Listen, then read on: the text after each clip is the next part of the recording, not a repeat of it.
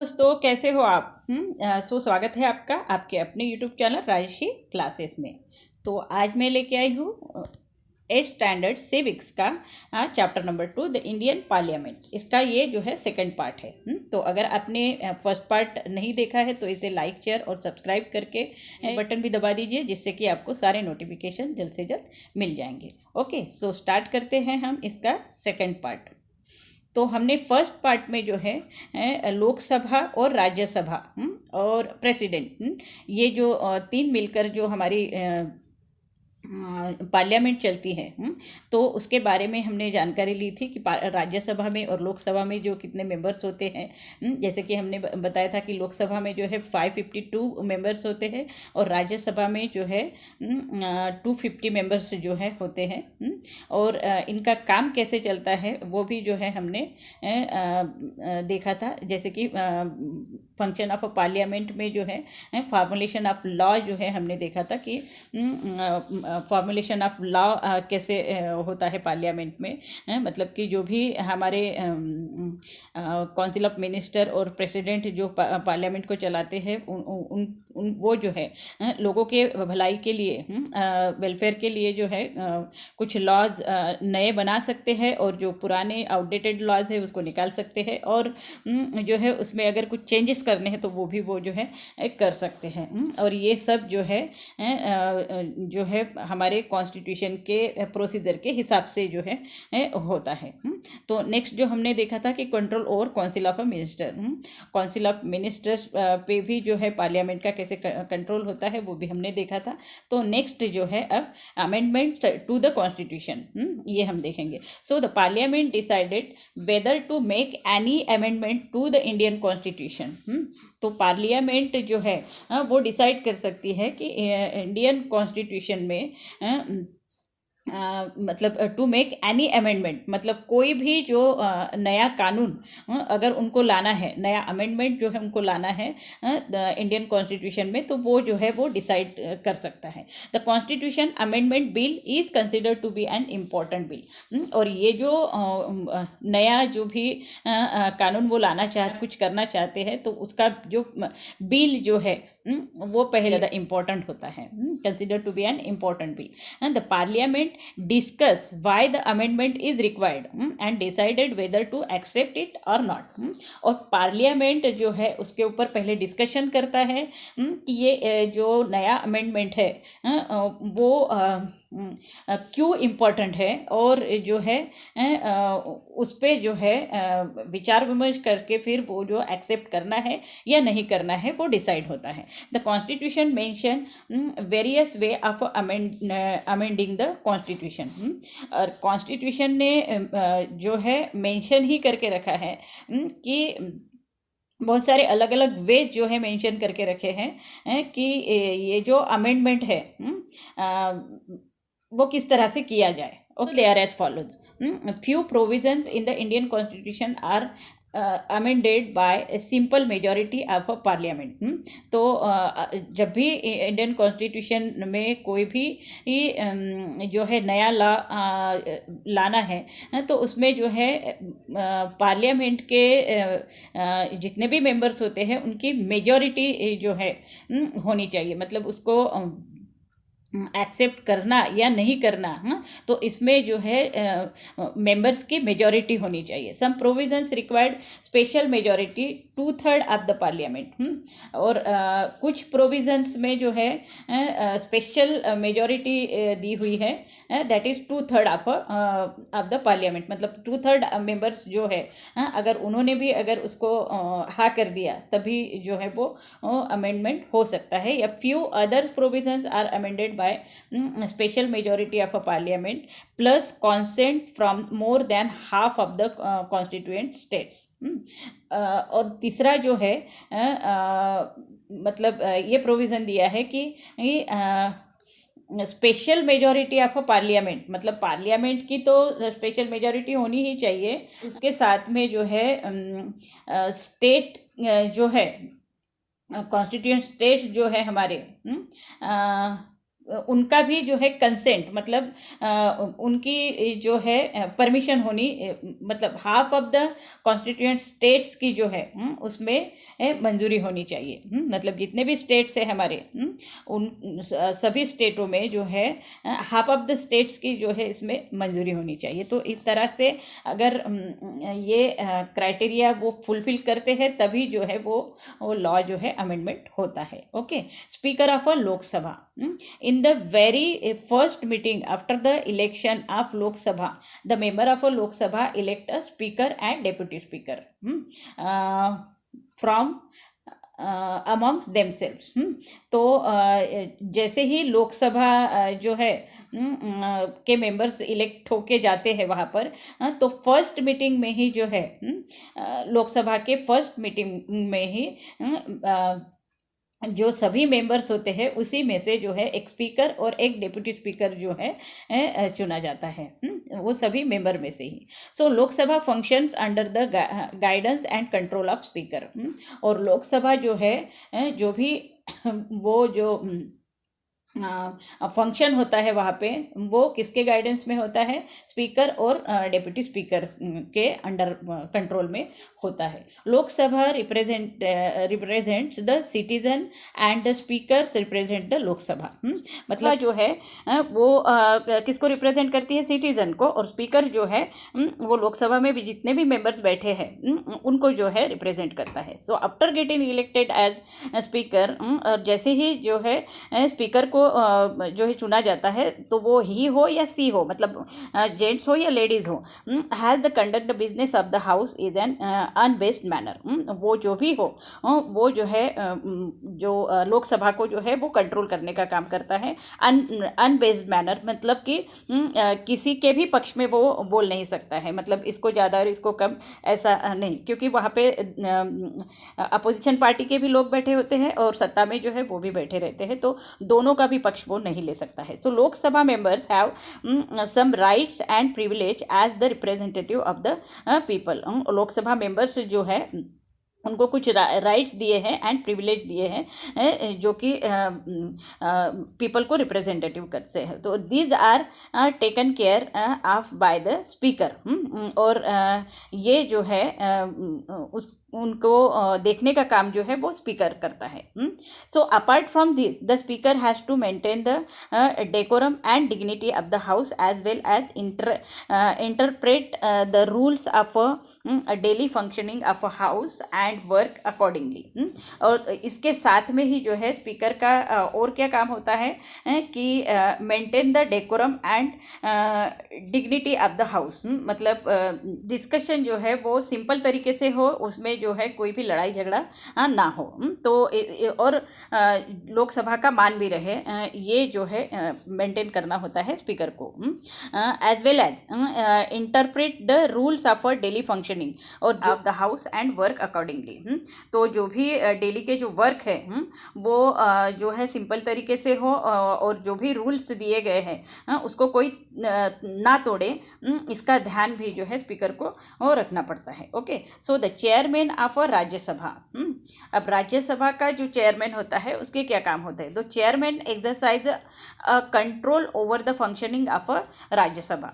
तो ये जो चेयरमैन होता है राज्यसभा का वो राज्यसभा का जो भी कार्यकाल चलता है, कामकाज चलता है, तो उस पर जो है वो कंट्रोल रखता है। The vice president of India is the ex officio chairman of Rajya Sabha. और जो वाइस प्रेसिडेंट होते हैं हमारे इंडिया के वो एक्स ऑफिशियो चेयरमैन होते हैं राज्यसभा के। Function of Rajya Sabha chairman also includes maintain the discipline in the house.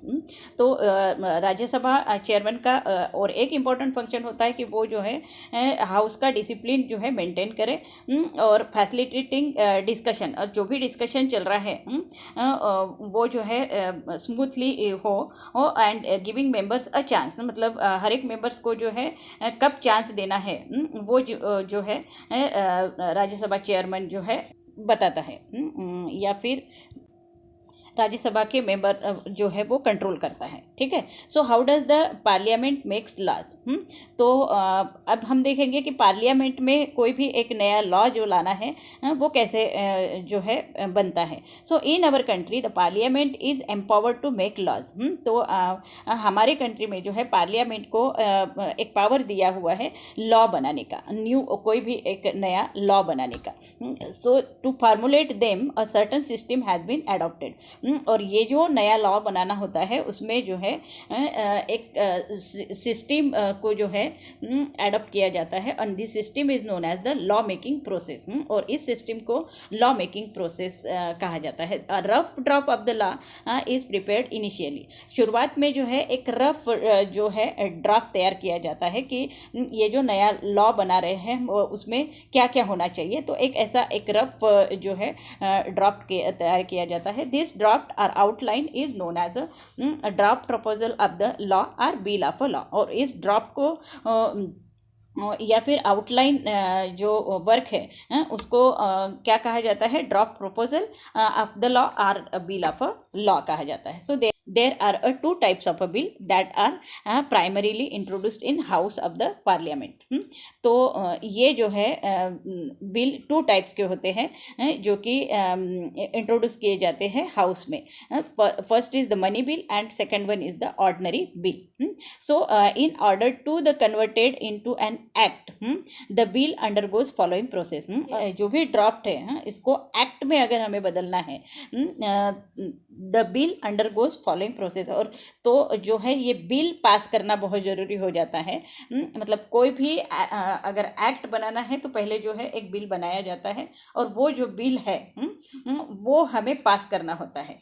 तो ये जो बिल है उसको जो कन्वर्ट एक्ट में करना है तो वो जो है कुछ प्रोसेस से उसको जाना पड़ता है। तो फर्स्ट जो है first reading the minister of the concern department या फिर मिनिस्टर और members of the parliament presents the bill and briefly explain it's nature while presenting it. This is called and first reading. तो ये जो ministers होते हैं concern departments के मतलब जो भी लॉ बना रहे हैं वो जो मिनिस्टर्स होते हैं वो और the member of the parliament या फिर वो जो मेंबर पार्लियामेंट के वो जब बिल को प्रेजेंट करते हैं तो उसको जो है बहुत मतलब उसको एक्सप्लेन ब्रीफली एक्सप्लेन करते हैं, डिटेल एक्सप्लेन करते हैं कि ये बिल हमें क्यों पास करना है, इस बिल में क्या क्या है और ये किस लिए ज़रूरी है, इसका जो है एक जो है एक्सप्लेनेशन जो है उनको देना पड़ता है। और this is called as the first reading. Okay, then second reading में there are two stages of a second reading. Second reading जो है दो स्टेजेस में जाती है। In the first stage the objective of the proposal bill are discussed and members in the house express their opinion on it.